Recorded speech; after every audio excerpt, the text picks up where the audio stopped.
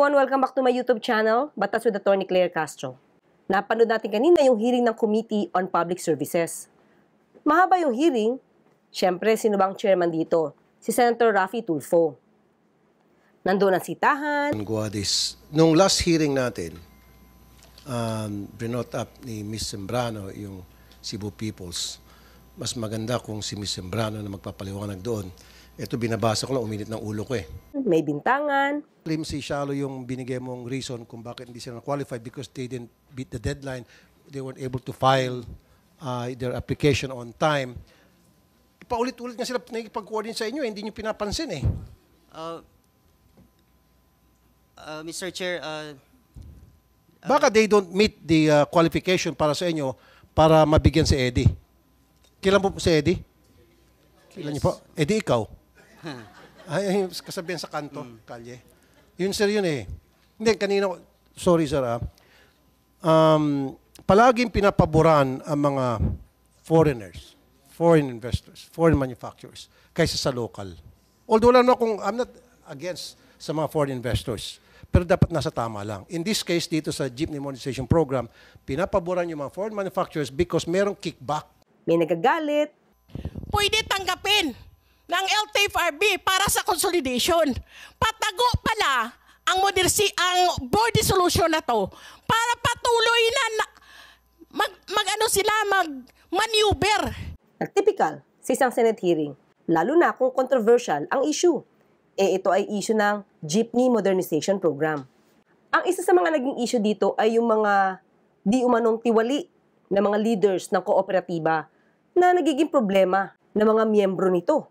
Pag-isipan itong PUB modernization, ito yung isa sa mga butas dyan na kapag nagkaroon ng problema yung mga jeepney driver, sabi kanina Mr. Comia, tanggalin. Paano mo matatanggal yung isang tao na samantalang yung mismong management, siya mismo pwede magpatanggal sa mga tao niya na hindi nagko-comply o hindi magandang standing. And then kapag halimbawa na pagkaisahan na, halimbawa yung isang leadership, tulad halimbawa si Mr. Comia, na pagkaisa na siya ng mga miyembro at nagreklamo sa inyo, nag-issue kayo ng suspension order, hindi nyo pala kayang implement. Yun yung isang loophole, sir, doon sa implementation. Exactly. So how would you address that? Kasi dito sa Jeepney Modernization Program, kailangan na maging miyembro yung mga jeepney driver ng isang co-op. Yun na nga. Noon pa natin sinasabi na kapag ganito ang sistema, hindi lahat ng bubuo ng kooperatiba, hindi lahat ng magiging leaders ng kooperatiba ay honest. May mga pagkakataong may tiwali talaga. Ang problema, kahit tanggalin mo na, ayaw umalis sa pwesto. Parang mga politiko rin, di ba? Ang sabi nga nila, malaki ang butas nitong Jeepney Modernization Program. Dahil, so dito, medyo mahaba na yung nagiging usapan, pero wala pa tayong nakikita na solusyon. Ito si Senator Raffy Tulfo. Hanggang sa dumating nga itong si Senate President Chis Escudero. So, nandun pa rin yung tanungan, at ang sabi nga, dapat buwagin na daw ang CDA. Dahil nga parang walang pakinabang. Wala pa rin nagiging solusyon na mabilisan si Senator Raffy Tulfo. Hanggang sa nagsalita itong si Senate President Chis Escudero. Ito nga sabi niya, hindi na nga daw kailangan ang debate-debate rito. May sinasabi sa akin si Senator Chis Escudero. Mas maganda ikaw na magsabi, Senator. Thank you, Chairman Raffy. Una sa lahat, magandang umaga po sa inyo. Wini-welcome namin yung mga ating kaibigan galing sa Manibela na nagbababasa ng ulan sa labas at nagrarally. Kung hindi lang po maliit ito, in-accommodate namin kayong lahat dito sa aming tanggapan. Pero natutuwa ako at naging bahagi kayo ng pagdinig ni Senator Tulfo. Mr. Chairman, matagal na akong tutol sa PUV modernization at hindi na natin kailangan magdebate. Sabi ni Senator Chis Escudero, di na kailangan magdebate. Ibig sabihin, marami na kasing data, marami ng facts na nag-gather patungkol dyan. Kaya nga siya tutol. Tumutol siya kasi alam niya ang pwedeng mangyari. Matagal naman na din natutulan ito ni Senator Raffy Tulfo. Hindi ba during the plenary session, binatikos pa niya yung LTFRB patungkol dito? Hindi na talaga kailangan ng debate. 2023, nagkaroon na ng hearing dito sa pamumuno ni Senator Grace Poe. Hindi ba nakakuha ng mga facts doon? Para hindi na humantong sa napakaraming hearing na naman sa pamumuno naman ngayon ni Senator Raffy Tulfo? Hindi ba kailangang aksyon na ang gawin? kaysa mag-hearing pang muli? Hindi ito pinag-isipan, hindi ito pinaghandaan, at hindi tinanong man lang o pinakinggan yung sektor mismo ng PUV bago ito pinatupad sa nakaraang administrasyon. Sa madaling salita, binraso lamang naman po ito eh. O di ba alam nyo na rin, Senator Raffy Tulfo, ang problema na ito? Nagsalita ka na nga rin po sa plenary session at binatikos-batikos mo pa yung LGU at LTFRB. So, bakit nga ba kailangan pang mag-hearing ng napakahabang muli? O, ipakita natin kung bakit natin sinabing matagal na itong issue na ito. At talagang mukhang malalim na rin ang pagkakaunawa dito ni Senator Raffy Tulfo. Ang dami na nga niya na imbestigahan. Marami na rin siyang pinagbintangan na korap. Pero bakit kaya patuloy pa rin ang hearing? Wala pa rin solusyon. Wala pa rin nagawang batas. Ang kakapal ng mga mukha nito mga nagtutulolaway ng mga taga-LTFRB. Alam naman po ng mga taga-LTFRB kung magkano lang po kinikita ng isang jeepney driver sa maghapon. Ang ilan sa kanila kahit isang tuka. Dahil nga po mahina ang kita. Kakargahan ng 2.1 million pesos na poproblemahin babayaran. I have so many experiences. Hindi naman po lahat. Itong mga taga-LGU gustong kumita. Inuhuli po yung mga jeepney drivers. Inuhuli po yung mga tricycle sapagkat gusto nilang magkaroon ng sarili nilang unit na mga loko-loko, unfortunately. Sa halip na tawa ng kanilang mga constituent, mga taong bumoto sa kanila, yung pang kanilang mga ginigipit. Manifest and say something, Mr. President. I'd like to put on record, Mr. President, my sincerest thanks and express our full support to this resolution filed by our distinguished colleague, Senator Grace Poe, urging the LTFRB to postpone the planned phase out of all traditional jeepneys by June 30, 2020. Mr. President, I have been raising this issue for quite some time. I sound like a broken record, and Senator Grace Poe would attest to this. Every time she would come up with a hearing for the past 6 years, Mr. President, I have been sounding this off, Mr. President, and this is not the first time that we are raising this issue. We raise this every budget deliberations. Kung tutusin, for me, di na nga kailangan ng hearing dito. Kasi matagal na ito. Matagal na itong naging issue, matagal na itong nalaman, na-news na ang mga problema patungkol sa jeepney modernization program. Pati nga yung problema ng Saraw Motors. Alam na natin yan, na-news na yan. Kaya nga, bakit hanggang ngayon, nagkakaroon pa ng debate dito sa Senate hearing? Dr. Raffy Tulfo, Grace Poe, I would like to commend you. You're passionate and in pursuing this resolution for our hardworking jeepney drivers. Mr. President, ang bottom line dito sa nakikita ko ay salapi. May mga gustong kumita. Unang-una na dyan, they're now salivating. Tumutulo ng laway nito mga taga-LTFRB na atat ng kumita ng mga pila. God knows who does not pay. Alam niyo po yung sa jeepney? Nakalagay, God knows who does not pay. Marami mga hudas. Yes, na gustong yumaman. Gustong tumiba-tiba. At the expense of the mga pobreng jeepney drivers. Just imagine, 2.4 million po ang halaga ng isang yung modernized jeep na sinasabi nila. At 300,000 naman po ang mabibigyan na subsidy. So 2.1 million po ang kailangang magbabayaran ng mga jeepney drivers. Alam naman po ng mga taga-LTFRB kung magkano lang po kinikita ng isang jeepney driver sa maghapon. Ang marami sa kanila hindi pa nga po makabuo ng boundary. Ang ilan sa kanila kahit isang tuka. Dahil nga po mahina ang kita. Pagkatapos, kakargahan ng 2.1 million pesos na poproblemahin babayaran. Ang kakapal ng mga mukha nito mga nagtutulolaway ng mga taga-LTFRB. Ayan, maliwanag. Alam na ninyo ang problema ng mga driver. Hindi kaya ang presyo. Nagbintang pa kayo na tumutulo ang laway ng mga personel ng LTFRB. So, since 2023, ano ba ang nagawa patungkol dito? Anong solusyon ang ginawa ni Senator Raffy Tulfo since isa siya sa nag-iingay patungkol sa problemang ito? 2024 na. Ano na? At tama kayo, Mr. President, I agree with you. Yung mga taga-LGU, kanya-kanyang diskarte. Ayaw magbigay ng rota dahil gusto nilang sarili yung rota, kailangan dumaan sa kanila. I have so many experiences, hindi naman po lahat. Itong mga taga-LGU, gustong kumita. Inuhuli po yung mga jeepney drivers. Alam na ang problema tungkol sa LGU sa pagbibigay ng ruta. Bakit tinanong muli ito sa huling hearing? Ruta na naman ang problema. Di ba, malaki na ang kanyang experience. Marami na siya nadinig na problema tungkol sa LGU sa pagbibigay ng ruta. I-hearing pa ba talaga ito? Yung mga tricycle, sapagkat gusto nilang magkaroon ng sarili nilang unit. Gusto nilang maging mga operators. Marami din sa mga taga-LGU, again, hindi naman po lahat, na mga loko-loko, unfortunately. Sa halip na tawa ng kanilang mga constituent, mga taong bumoto sa kanila, yung pang kanilang mga ginigipit. Evidence please. Evidence. Resibo. Sampahan ng kaso kagad. May alam na anomalya sa gobyerno? Maraming alam? Maraming nadinig? Mukhang maraming witnesses? Sampahan agad ng kaso. Nasaan na? May nakasuhan na ba? Nagtatanong lang. FYI mga taga-LTFRB, ang jeepney po ay parte na ng ating kultura. As a matter of fact, ang mga taga-ibang bansa, pinupuri po ang ating mga jeepney. At ginagamit po ito bilang tourist attraction sa kanilang lugar. Ipinagmamalaki ang jeepney natin. Pagkatapos tayo ipipace out natin ang ganun-ganun na lamang, ang kakapal na mukha nito mga taga-LTFRB. Alam mo, kahit iconic, kung bulok na, kailangan talagang i-phase out yan. Hindi tayo tutol sa jeepney modernization program ng gobyerno. Pero dapat ayusin naman ito sa kakayanan ng mga jeepney drivers natin. Okay, maganda talaga yung design ng ating jeepney. Kasi dyan tayo kilala. Pero tingin ko, hindi yan yung dapat na dahilan para hindi sila i-phase out. Kailangan talaga mag-modernize. For the commuters naman. Kasi minsan bulok-bulok na yung ibang jeepney. Sira na yung brake, kaya minsan marami na didisgrasya. Pero dapat nga, alamin natin ang kakayanan ng mga jeepney drivers at hanggang saan yung PC nila para makaagapay sila dito sa jeepney modernization program. And at the same time, dapat yung gobyerno talaga ang numero unong tutulong dito. Kahit anong gawin natin.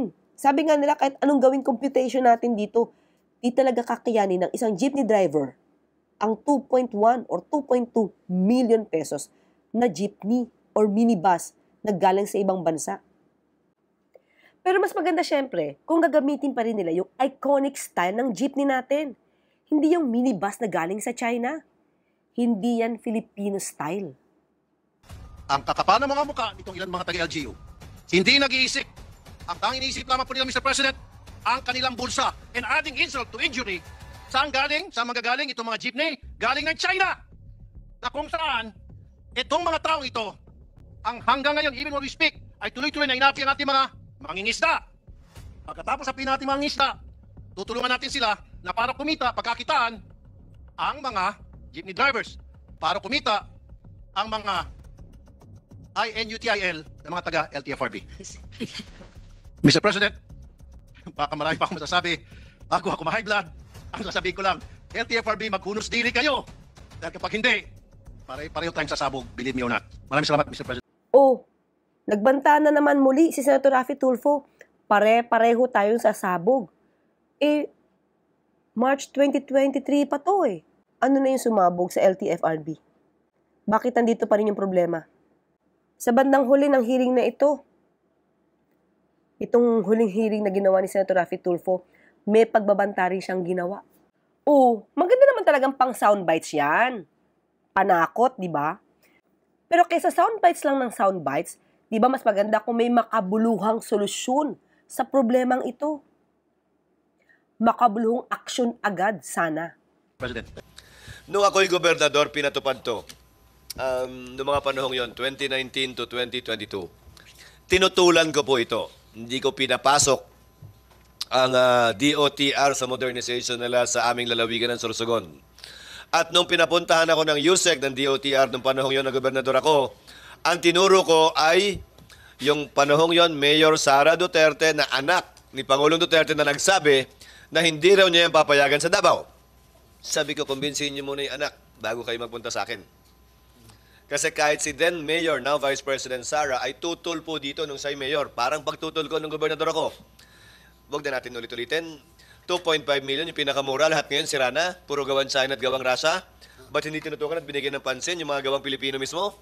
Nakalikha pa ng trabaho. At hindi pa nabura yung kultura, tradisyon at kasaysayan na nasa likod ng ating PUV.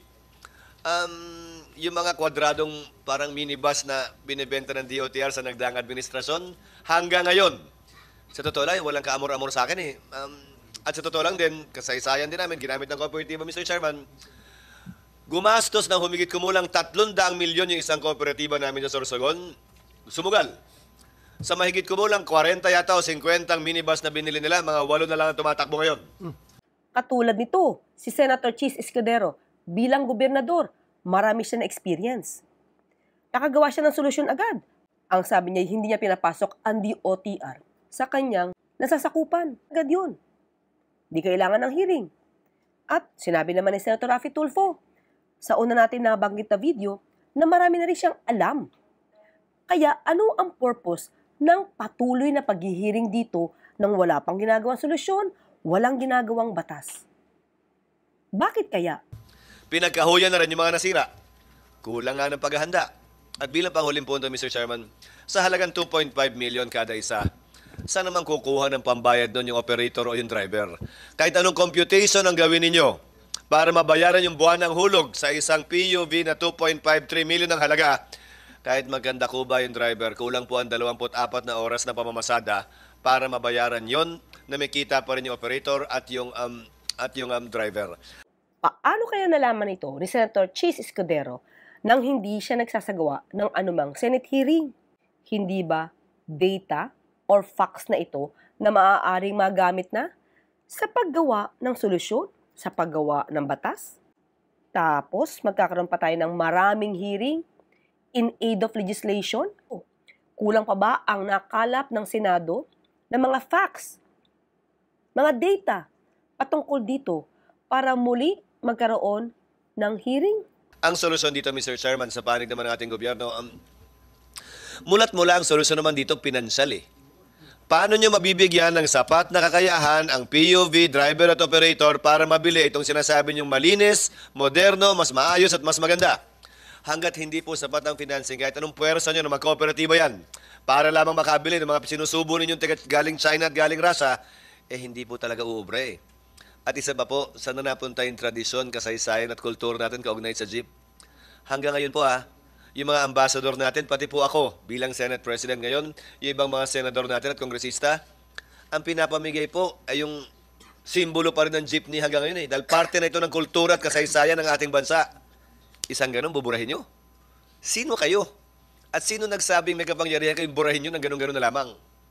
Sa makailang hearing ni Senator Raffy Tulfo, walang naibibigay na makabuluhang solusyon para maibsa naman ng kahit kaunti ang dinaranas ng mga jeepney operators at jeepney drivers patungkol sa problemang ito. Kaya pumasok na at nag-intervene na si Senate President Chis Escudero. Siya na ang nagbigay ng panukala para magkaroon muna ng suspension ang pag-implement itong Jeepney Modernization Program dahil hindi pa nasusolusyonan yung ibang mga issues. Kaya pasok, Chis Escudero in action. Kaya pinapanukala ko, Mr. Chairman, buwang paniniwala ko na mayoriya ng mga senador ay sumusuporta sa pagsuspinde ng modernization program na ito. Kaya imbis na panukalang batas o dagdag dito, makakapagpasa tayo agad ng resolusyon expressing the sense of the Senate na hinihiling at pinapanawagan sa Pangulo na ito'y pansamantala munang suspindihin hanggat hindi nasasagot lahat ng mga katanungan, lahat ng problema at lahat ng kwestyong pinansyal kaugnay ng modernisasyong ito. Buwang pag-asa ko, Mr. President. Dahil na rin sa mga naging posisyon ng Pangulo sa kanyang zona, partikular kaugnay ng Pogo, may isang bagay na pinakita si Pangulong Marcos kahapon. Siya'y nakikinig at siya'y sensitibo sa pulso at opinyon ng ating mga kababayan. At bilang inyong mga kinatawan sa Senado, sa pangunguna ni Chairman Raffy Tulfo, paparinig natin at ihahatid natin sa kanya yung pulso, pananaw at posisyon ng mas nakararami nating kababayan na ipagpaliban muna ito. At sana, dinggin niya tulad na naging posisyon din ng Senado sa Pogo, yung ating posisyon, kaugnay nito, nang hindi na kailangan intayin pa yung susunod na zona. Kasi kaisa niyo ako, Mr. Chairman, at suportado ko ang posisyong yan kung inyong iyahain ng resolusyon kahit po sa darating na linggo. Yan ay resolusyon lamang naman po. Kapag makakuha tayo ng mayoriyang pirma, tutulungan ko kayo makakuha ng mayoriyang pirma. Agad naming maipapasa ang panawagang ito ngayon o sa darating po na linggo. Maraming salamat. Thank you, Mr. Chairman. Salamat po sa inyo. Yes, definitely, absolutely. Ako po ay magpahain ng resolusyon para suspendin po itong PUV Modernization Program, and susuporta naman po ako ng mga kasama ko sa Senado, majority, and even the Senate President, then so be it. At ang sabi pa ni Senator Chis, tutulungan niya si Senator Raffy Tulfo para ito ay maisakatuparan. O di ba? Legal na pamamaraan, walang ipinahiya, walang pinagbibintang kurap, pero may solusyon. Kaya hindi sila isama dahil they weren't able to beat the deadline. Hindi sila nakapagpasa ng application. Bullshit. That's horseshit. Okay? Huwag na tayo maglokohan. Maliwanag pa sa sikat ng araw ang dahilan kung bakit pinapaboran yung foreigners, foreign manufacturers. At nasabi ko na kanina, gusto mo ulitin ko ulit? Kasi may korupsyon. Okay? Puro bintang, pero hindi naman napapatunayan. Wala pa rin namang ginagawang aksyon o kaso. So buti na lang, this time, naturuan. Gawa ng solusyon, gawa ng remedyo, nang walang binabatikos ng mga tao, walang pinagbibintangan, especially kung wala namang ebidensya. So, dito, si Senator Chis Escudero, mukhang nainip na sa hearing dahil walang nagagawang solusyon, puro tanungan, puro bintangan. So, siya na ang nagsuggest kay Senator Raffy Tulfo kung ano ang mabilis na trabaho, mabilis na gagawin ng legal. Walang cut the process. Oops! Bago pala natapos yung hearing dito, may pahabol pa pala si Senator Raffy Tulfo. Akala ko kasi may natutunan na. Kapag nabalitaan ko ulit at marami ka pang cheche-bureche, tatamaan kayo sa amin dito sa Senado. I'll make sure of that.